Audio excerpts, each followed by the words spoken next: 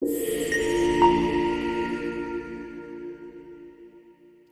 everyone and welcome to One Autistic Person. This is the 40th video in a 50 video series I'm doing going through the statements of the autism quotient.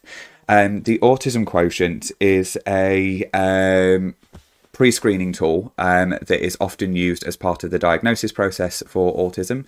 And as I was going through that process myself, I realised that the statements are sort of looking at things as a deficit, and the whole diagnosis process is looking at it as a deficit. And I wanted to change that narrative a bit with this video series that I'm doing. So I started off with looking at it as benefit rather than deficit, but the questions kind of start repeating themselves a little bit. So I wanted to change the way I was looking at it. But also, as I was doing it, I started looking at it differently as well. And I started to think about it more as difference rather than not necessarily benefit. Benefit could fall within that difference, but if there was differences and what the differences look like. Like with anything on this channel, it's about my experience. So what I'm doing here, so I'm sharing my experience of autism, hoping that will help people, but also for people to share their experiences when they watch my videos. And I really like to read your comments. I try to comment back on them wherever I possibly can. And I know other people sort of share things between each other as well, which is fantastic. And that's what I wanted from this. So if you want to pop a comment in, generally people are very friendly. So if you wanted to say how you experience these things, then that would be great.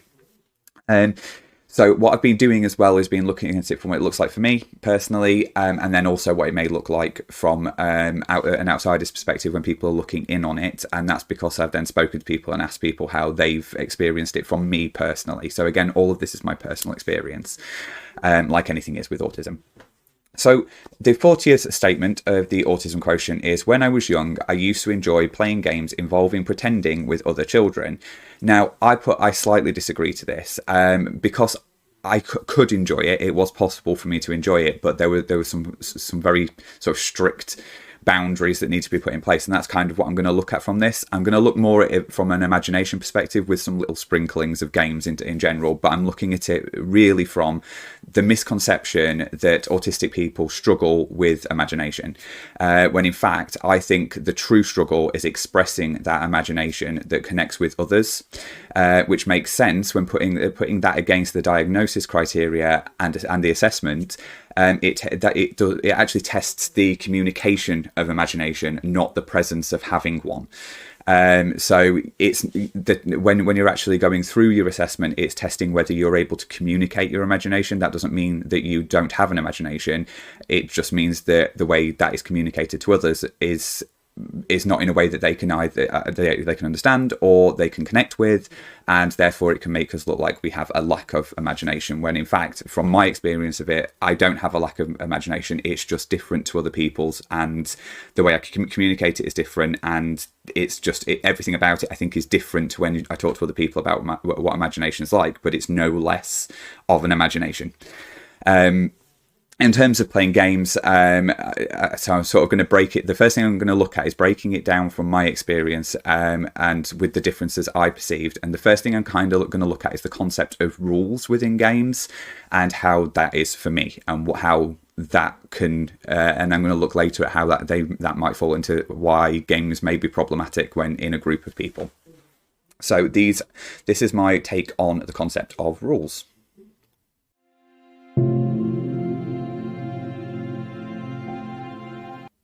So for me, rules, there's kind of different types of rules. So you've got written rules. So Monopoly has written rules. They're rules that are very specific, that these are the rules of the game. So you can refer back to them. So easy to understand. Agreed rules are rules that either are made up between you and you agree to those rules, or they deviate from the agreed rules, but you are the written rules, but they are agreed between the parties playing the game. So for me, I have no issue with those. So another one, again, Monopoly would be a good example of this. Monopoly has written rules, very specific written rules, but I understand the fact that there are lots of house rules within Monopoly. Like some people say, if you land on go, you get £400, $400, however it is. €400, I'm guessing it would be in Europe. but that's not a rule that's written, but it is a rule that might be part of the game. Landing on free parking, sometimes all of the money that's being put in through fines and that type of thing throughout the game, that's then won if you land on that. Some say that you can't buy property for the first time round. They're all rules that are not in the game, but they are rules that people use, and I'm quite happy to make that agreement, but it has to be agreed, in my view, before you start playing this. It's a conversation that has to be had before you start the actual game, because otherwise it's really complicated. And that kind of brings me on to the next bit. When people break rules that are agreed or are written and they're what we've agreed to play by, I become very frustrated by that, because for me, rules confirm a social contract for the duration of the game. We're going to act within these boundaries for the time period of this game. If we act outside of that and start changing them, I become very, very frustrated, and I can get very frustrated playing Monopoly for this reason. One, I am also very competitive as well. I get very competitive, and I have to very much internalize how I'm feeling generally, because I'm always worried somebody else is cheating as well, and that's another thing that I have a major issue with. I don't trust that people are sticking to the rules, because there's been so many times that I've found out somebody was cheating all the way through a game, and then I was like, oh, okay, so I automatically assume. And I then start feeling frustrated, and yeah, so it can be quite a problematic game for me, Monopoly. Not all games, just Monopoly, and I think it is for a lot of people. My understanding is Monopoly is a game that causes a lot of frustration for people. And I think you get very in it, and that then becomes problematic when you're not winning, or you think you're winning, because it's one of those games where you can start winning and then not win, which in itself is problematic for me. But the rule side of things, as long as they're agreed, I'm fine. It's about boundary setting for me and understanding what the social contract is that we have for the remainder of that game. And if the social contract is everybody cheats, then that's fine. I have no problem with that, because that's the rules that you're working to. So that's fine. So even cheating wouldn't be a problem if everybody was allowed to cheat. It's just it's the unknown side of things, I suppose, which I struggle with in social situations anyway. If I believe that these rules are in place, I will follow those rules. It kind of falls into the same as being in a routine, really. In relation to imagination, I'm going to have a look at, from my perspective, internal imagination, but also how I externalize that imagination, how I share it with the world, or how it can be problematic or complicated for me to do that, and sort of explaining what that looks like for me. So I'm going to have a look at internal and externalizing imagination.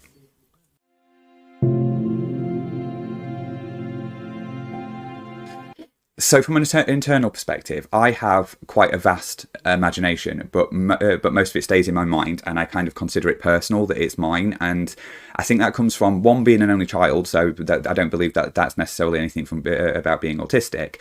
But I think that because the way that I imagine is as if a story is being read to me, or I'm reading a story through my mind, and it's a vast imagination, but I know that it's different when I'm explaining it to people. It's the way it comes out is very literal and very detailed, and I have to explain absolutely everything about that. And I'm the same if I have a dream. I have to explain it in great detail, to the point of where I'm boring everybody else around me, where actually the dream would have sounded quite interesting had I just shortened it down. But I'll spend half an hour plus trying to explain everything about the dream and why that happened in the dream, and I'd then end up going through a lot of information, because I've always created worlds in my mind, and I've just always struggled being able to share it in a way that sounded interesting to other people.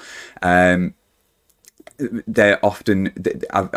talking about, I'll start talking about it from the reason why I'm thinking this about this is because of social interactions, and I start talking about the fact that my imagination has no boundaries, and I'm not. There are things that, and I'll get into in a minute how I have always gone into thinking about things in a way that is quite complex and to other people could seem disturbing, but to me it's about wanting to experience the world and understand the world, and I know that's why I do it. But I can imagine and I'm going to tell you on here, so it makes it so I'm saying it, but saying it to an actual person, I think I would struggle saying it, because it sounds weird if I was to say it. But I'm saying it because I think it's important to know that people are able to imagine these things.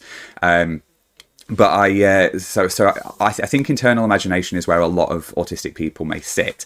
But explaining this imagination when it does not account for even really any kind of social boundaries. So if you're imagining stuff to do that doesn't fit into boxes, it doesn't fit into the boundaries of what people expect, then why are you going to share that? Because people aren't going to get it. You're going to have to explain why you think that. So I feel like I have to over-explain my imagination before I even start, or why I've come to that, because I won't have thought about it from I have to think within this way, because I don't think within any boundaries set for me. I think within whatever boundaries my mind has, or whatever I set for myself. But even that, I struggle to stay within boundaries of my own thought process. So I will go out of it. I definitely colour outside of the lines, I suppose, in life in general, but also in my thought process.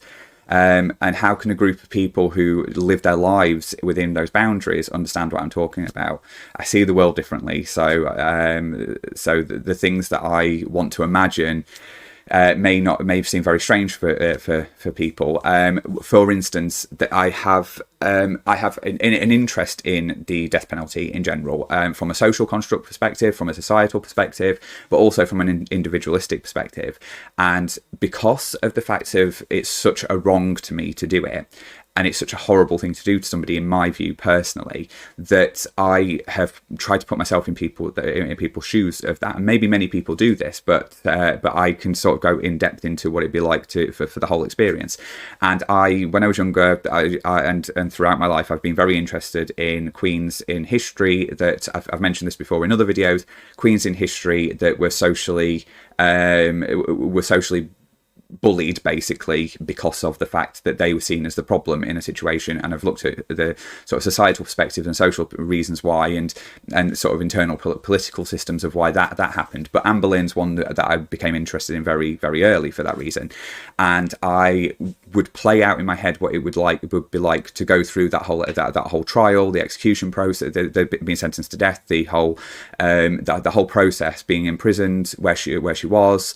I've been to London, the Tower of London, quite a few times, and I've been in Anne Boleyn's chambers quite a few times, where she was kept the few nights before. The fact that her execution was meant to take place one day and ended up taking place in another, but then also even thinking about the experience of being beheaded. That was something for me that I wanted to go through the whole process in my head for, and have done on multiple occasions since. It's not that it didn't just stop then. I have done it, but it's not a thought of something bad for me personally. I don't want that to happen. I want to understand what that would feel like from every aspect right up until the end. So I don't think everybody would go through that whole thought process necessarily and go into as much detail into thinking about it and spend so much time thinking about it, unless it was in a very macabre way. And it isn't really in that. It's more of a just wanting to truly understand what the whole process would feel like. And I don't believe that I can get to understand the full process of it if I don't think about the whole process of what happened afterwards as well. So not that I do understand, but it's just intriguing to me, the whole process. But the fact is that if I sit and talk to somebody about that then can sound very, very strange. And that's not the only thing. That's just one. That's quite an extreme one, probably the most extreme. And I think a lot of this comes from literal thinking. So what I'm going to have a look at now is how literal thinking, for me, how I think that personally affects imagination, and more communicating that imagination with other people.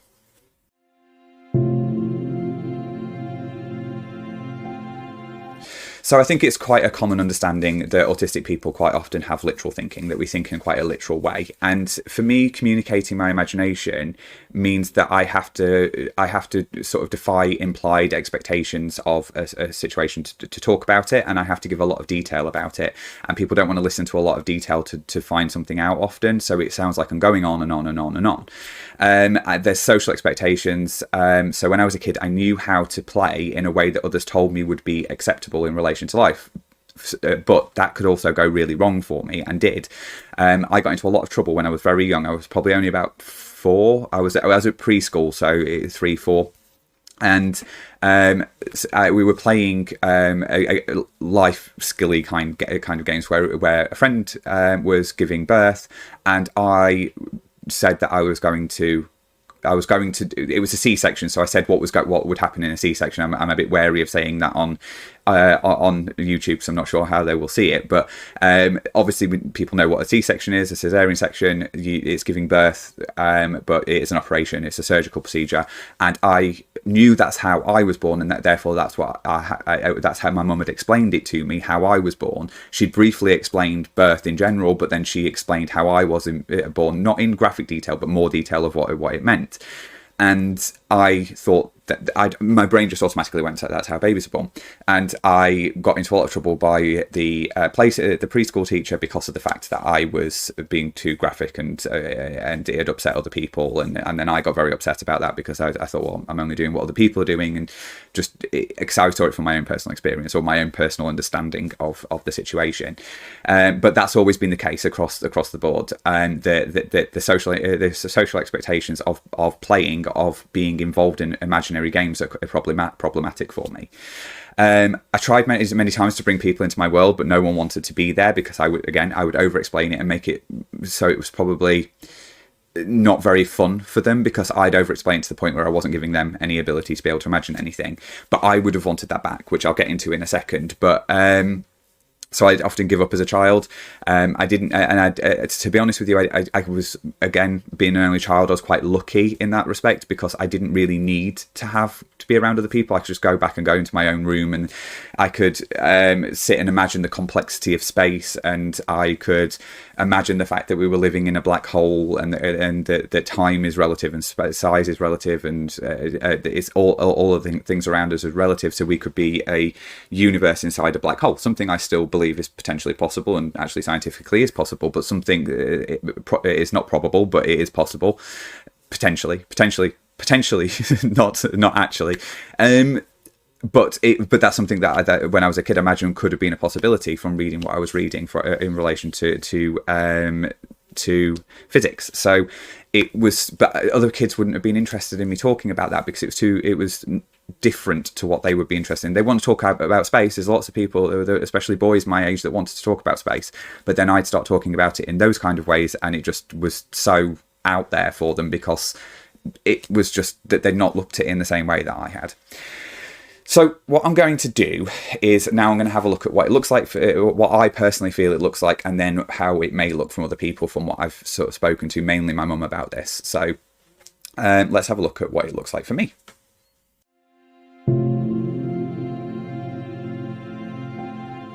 So for me, it's internalized imagination that I'm happy to spend time in that imagination on my own. I've always said that I am a person who is happiest in his own company. I like other people to be around me, that I want around me, that are close and I trust.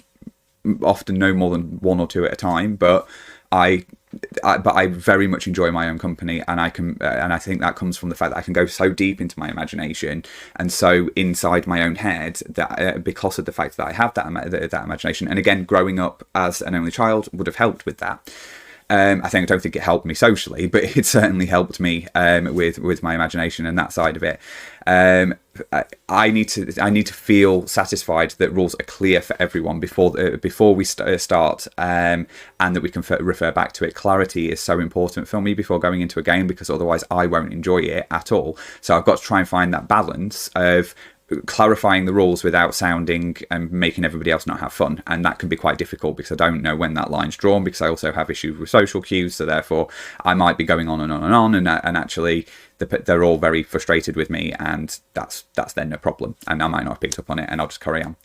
It can induce panic when they're not rules. I get very panicky, very unsettled, and certainly if somebody breaks them. So that can create meltdown situations for me, because I feel like a social contract has been broken, especially when we have gone into it and discussed it and spent time discussing it at the beginning. As a child struggling to play games that required me to imagine another person's world, I need too much detail about their imagined game for me to feel I was in it. I would need to know lots of information, and that often led to me being left out for that reason. So, which then carried on with the isolation side of things. It made isolation quite difficult for me, bullying, because of the fact that I wasn't able to play in the same way that the other children were. So yeah, I needed so much detail. If somebody had made up a game about a dragon, I'd want to know what colour the dragon is, what size the dragon is, what could it fly, does it lay eggs, what can the dragon do? How many people can fit on the back of the dragon? What is it a metallic-y sort of scales? I'd need to know all of that detail. I'd need to know so much detail for me to be able to build up the the details of it so that I was able to put it together in my head that that's what it was like. But the game would have been more about something else rather than that thing that I was focusing on. And then I'd need to know the other bits of the game, and it would just, you're talking a really long time for children to explain something when actually all they want to say is we get on the back of the dragon and go somewhere. And it's like, well, where somewhere? So I need to know where we're going. We can't just go somewhere. What if the dragon needs to eat something? What if the dragon needs to rest? Where they're going to rest? Are we going to go over the sea? All of those sort of questions would come out, which I can now look back and go, that would annoy me as a child. If somebody was asking loads of questions and I hadn't thought of those answers. So whereas I would have thought all of that up before, and I'd overshare with them. So if I made a game up, then I was playing that game on my own. So I'm very good at making up my own games, but would need to explain it in great detail, as I've said. I actually created a board game as part of my uni course, and I love that game. It's really, really in depth. It's a bit like Monopoly, but it's got more depth to it. It's got lots of mechanics and lots of jeopardy within it. It's actually a game about vans, about a van driver and it was working on the premise of the gig economy, using the star system, the rating system, as being able to pay people more or less money for things, and having stars taken off you for certain things and stars put in on there. The reason why is because my housemate and we sort of ran a company for a while that was a van company, and it was just something we were doing at the time. And it was, you can upgrade your van, and there's loads of different things. I love the game anyway. I probably would, but everybody who's played it seems to really like it. So it's but it's very, very complex, and I spent a lot of time on it. I was hyper focused on it for nearly 2 months, I think, whereas all I did for nearly 2 months, and there was about 5 iterations of the game before it was completed. So I'm now going to have a look finally at what it may look like to others.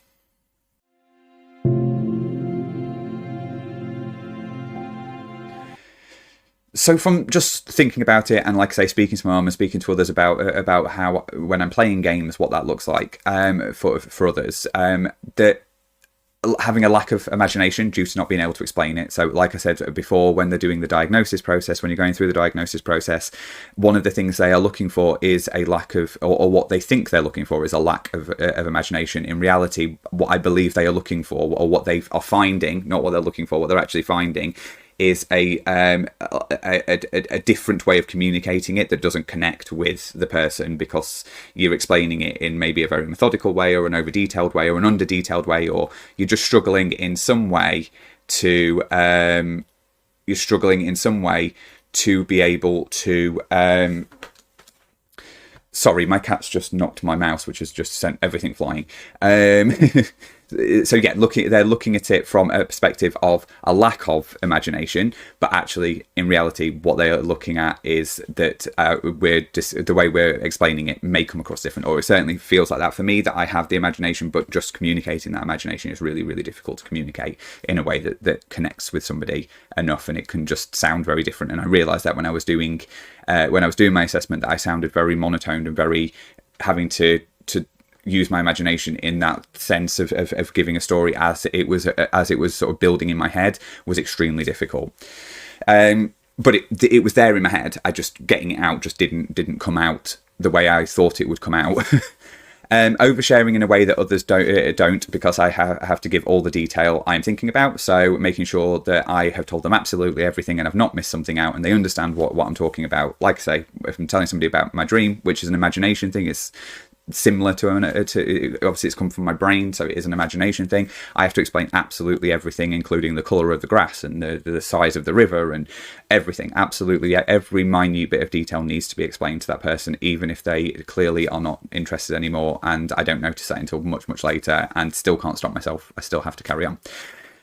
Not wanting to spend time playing games with others, that's what it can look like. So that is what, because of the fact I receded, and it would mean that I was that I then didn't really want to play with other people, because I didn't feel that I could. I felt like I was going to annoy people because of the fact that I was going to need so much detail to be able to play the game, and that was then going to lead to me being ousted even more, so it's just easier to play on my own.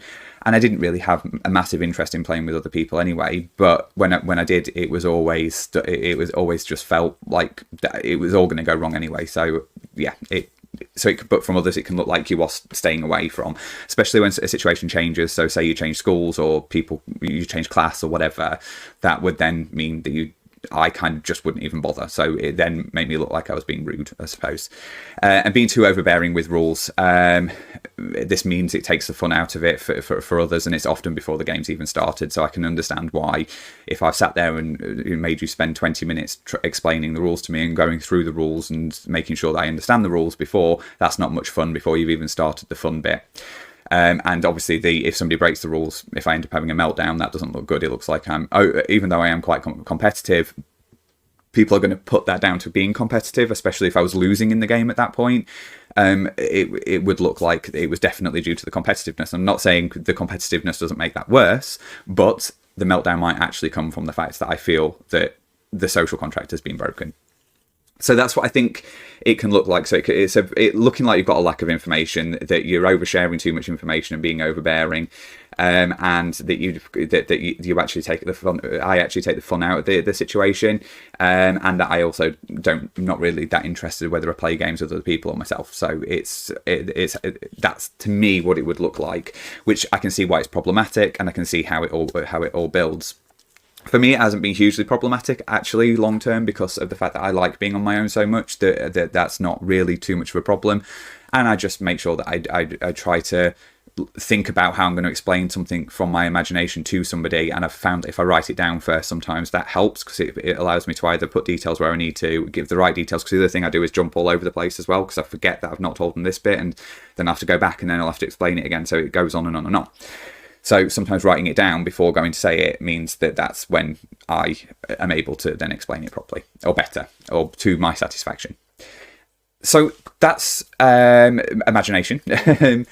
Thank you very much for watching the video. As always, like I say, if you'd like to drop a comment, then I always love reading other people's experiences. That's the whole point of the channel. It's not just hearing my experience, my personal experience, but I love hearing other people's personal experiences of autism as well.